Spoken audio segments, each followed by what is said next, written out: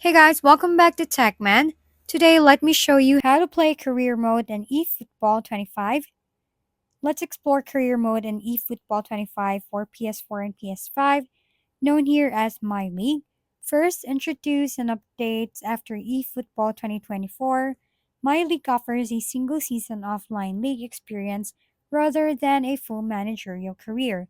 You'll play an entire league season using your dream team players on your favorite club, with the option to loan players from the league for the season.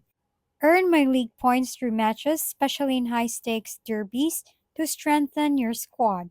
However, keep in mind there are no transfers, finances, player aging or development, multi season progression, youth system, or extensive customization.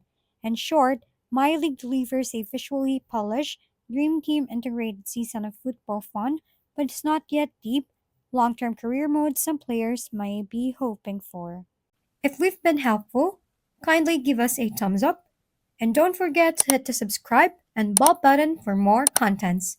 For any questions and suggestions, comment down below.